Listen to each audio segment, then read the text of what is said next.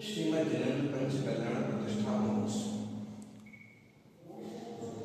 जैन धर्म में आत्मा को परमात्मा होने की कला सिखाई जाती है। संसार में भटकता हुआ प्रत्येक आत्मा सही रास्ते पर, सम्यक रसम ज्ञान चरित्र के रास्ते पर चलता है, वह भी परमात्मा की तरह शुद्ध होकर के परमात्मा बन जाता है। श्रीमद् जिनेन्द्र का मतलब हुआ श्रीमान जिनेन्द्र, जिन्होंने इंद्रियों को जीता है, विषय वासनाओं को जीता है, वो जिनेन्द्र। और चाहे आप इसके साथ आदिनाथ का नाम जोड़ दो या शांतिनाथ का या महावीर या किसी तीर्थंकर का, सभी जिनेन्द्र हैं। और उनकी पंचकल्याण महोत्सव, पंचकल्याण महोत्सव का मतलब है ऐसे 5 कल्याण जिनसे जीवन में हमेशा के लिए परम सुखी, परम ज्ञानी और आनंदित हो जाता है। एक तरह से हम इसी पंचकल्याण महोत्सव को रामलीला का एक रूप भी कह सकते हैं कि जिस तरह से श्री राम का जीवन चरित्र रामलीला में रूपायित होता है, उसी तरह से पंचकल्याणों के माध्यम से कोई जीवात्मा परमात्मा कैसे बनता है, इसको बाय प्रोसेस बताते हैं कि कोई जीव गर्भ में आया, सबसे महत्वपूर्ण गर्भ। जब तक कोई बीज माँ के पेट में नहीं आता है तब तक उसका कोई विकास नहीं होता है। और इसलिए हमारी भारतीय संस्कृति में गर्भ संस्कार की भी बड़ी गंभीर चर्चा आई है।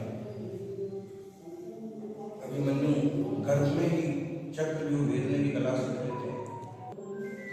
तो गर्भ संस्कार, और कोई जीव पिछले किसी स्वर्ग से किसी जन्म से आया है, उसका स्वागत, फिर उसका जन्म, ये भी जन्म कल्याण है। क्या फिर से उनको न गर्भ में आना है न जन्म लेना है, इसलिए कल्याण आता है।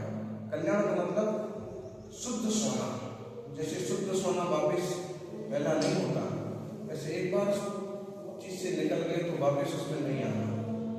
जन्म कल्याण के बाद होता है दीक्षा कल्याण, संयम, साधना। बिना साधना के, बिना तपस्या के कोई आत्मा परमात्मा नहीं बनता। सोना जितना तपता है उतना निखरता है। और उसी आधार से दिगंबर तपस्वियों की साधना आज भी चलती है। तो बड़े बड़े राजे महाराजाओं ने भी सारे संसार से विरक्त होकर के ये मार्ग स्वीकार किया, पूर्ण शांति का, पूर्ण ज्ञान का, पूर्ण समता भाव। जब वो राजा थे तब कोई शत्रु होगा, कोई मित्र होगा, लेकिन साधु बनने के बाद सभी जीवन के लिए समान।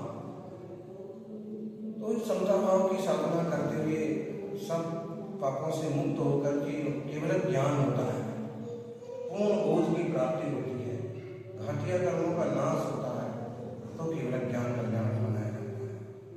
और जब और कोई भी कर्म सराहा हो, घाटिया कर्म रहे हो, किंचित भी दोष आत्मा में नहीं रह जाता है, तो मोक्ष हो जाता है, शुद्ध आत्मा, प्योर आत्मा। और एक बार मोक्ष होता है तो फिर संसार में आगमन नहीं होता। इस तरह की अद्भुत यह पंच कल्याण की परंपरा है। हमारे सानिध्य में अब तक लगभग 70 पंच कल्याण प्रतिष्ठा महोत्सव संपन्न हुए हैं। राजस्थान में, गुजरात में, महाराष्ट्र में, दिल्ली में, मुंबई में, मध्य प्रदेश में लगभग 70 आयोजन से बड़े बड़े स्तर पर संपन्न हुए। और सभी जगह प्रसन्न पहुंचा। जनता को, आम जनता को भी इससे बहुत लाभ मिलता है। 5 दिन तक लगातार धर्मोपदेश होते हैं, मार्गदर्शन होता है, लोगों का जीवन चक्र बदलता है। और इस तरह के आयोजनों से आत्मशुद्धि की प्रेरणा होती है। और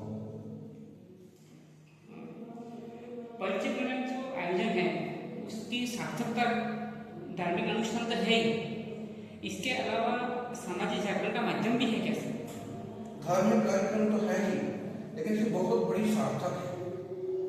आप लोग देखते हैं कि जैन श्रावक या इसमें जुड़ने वाले लोग लाखों रुपए तक की बोली लेते हैं और वर्षों की मेहनत से कमाया हुआ पैसा यूं दान में देते हैं।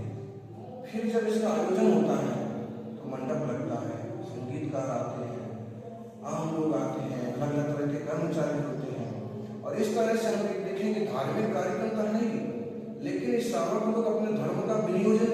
कर देते हैं कि अगर उसमें समझ लो 200 या 400 लोग जुटे हैं कार्यक्रम में, सहयोग में, तो सबके जेब में पैसा जाता है, किसी के जेब में वेतन जाता है, किसी के जेब में सम्मान जाता है, किसी के माथे का तिलक के रूप में पैसा जाता है। और इस तरह से समाज का एक बड़ा सहयोग होता है।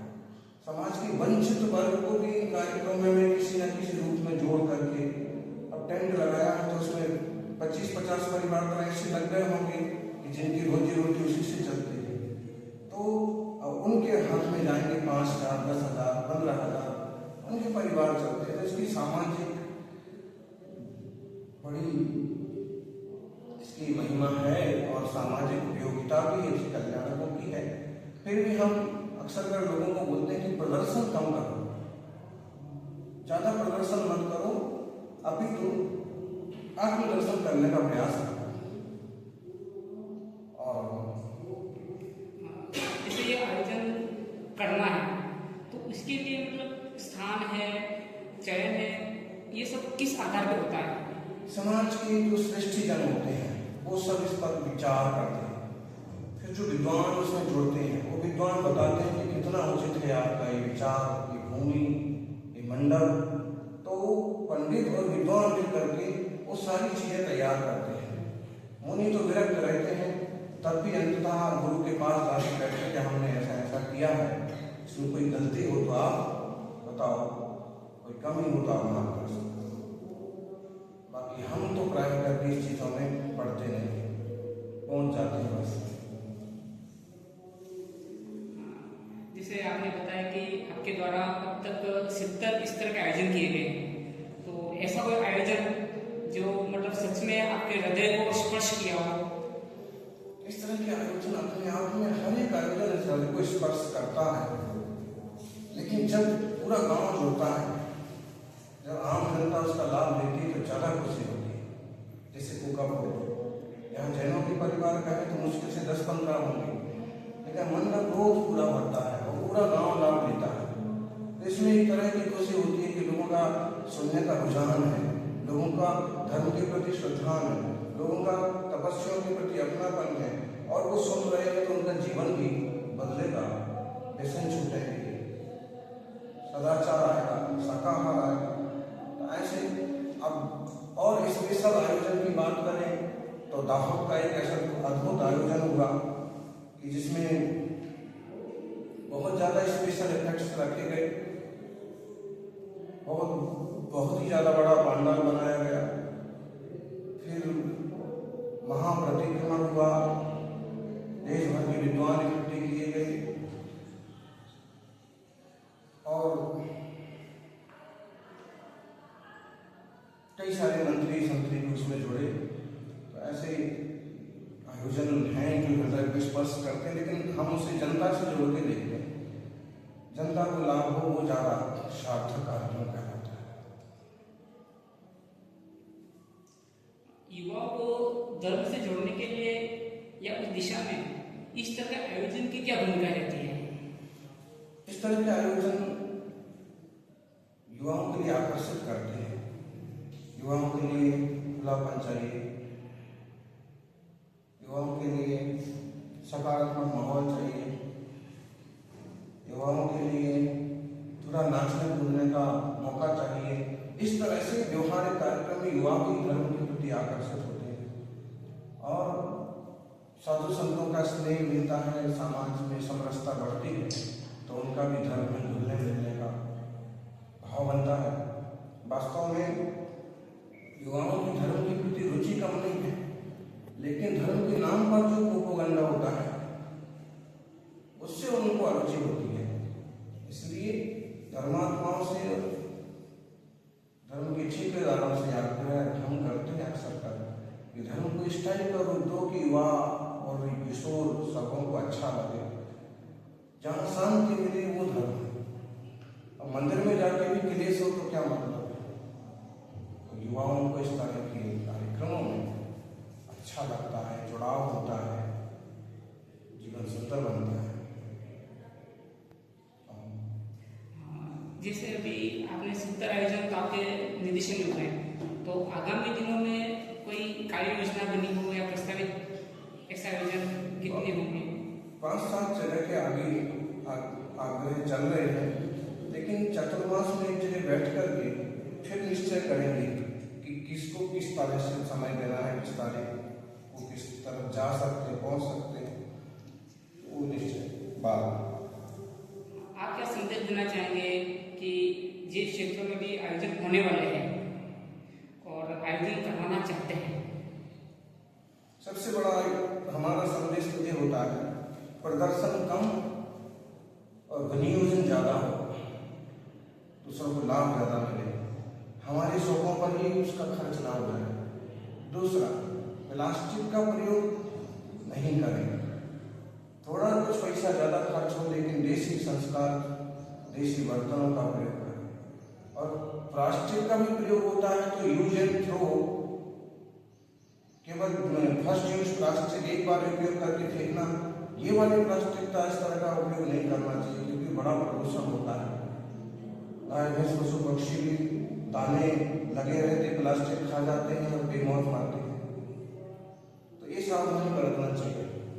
दूसरी बात है कि काम ज्यादातर ग्राम स्तर या जहाँ कार्यक्रम हो रहा है वहाँ के लोगों को मिलना चाहिए। इसी तरह से उस देश में जो साग भाजी या जो तरह के अनाज वगैरह उपलब्ध होते हैं उनका उपयोग होना चाहिए, ताकि वहाँ की जनता को दूसरे ढंग से लाभ मिले। इस तरह से कि हमारा धार्मिक कार्यक्रम सामाजिक योगदान वाला भी बने, लोगों में आत्मीयता भी बढ़े। अक्सर लोग जब बोलियां लगाते हैं तो आम जनता को लगता है कि सेठ जी के पास कितना पैसा है, लेकिन सेठ जी लोग क्या करते हैं कि बोली तो लगाते हैं 5 लाख की 10 लाख की, असलियत ये होती है कि वो 10 लाख 10 साल में चुकाना होता है। तो कुछ लोगों को ये बात समझ में नहीं आती है तो वो ईर्ष्या करने लगते हैं कि इनके पास तो बहुत माल है लेकिन हम लोगों को ठगते हैं। असलियत ये है। हाँ, फिर भी है कि अब देखिए वैश्य वर्ग के दिल थोड़े बड़े होते हैं, कहीं भी दान करने की भावना होती है, कहीं भी लगाते हैं, और खान पान अच्छा होने से, आचार विचार अच्छा होने से पैसे की बचत भी होती है। किसी के भी जिनके खान पान अच्छे हैं उन सब लोगों के पास पैसा बचता, व्यसन में जाता नहीं।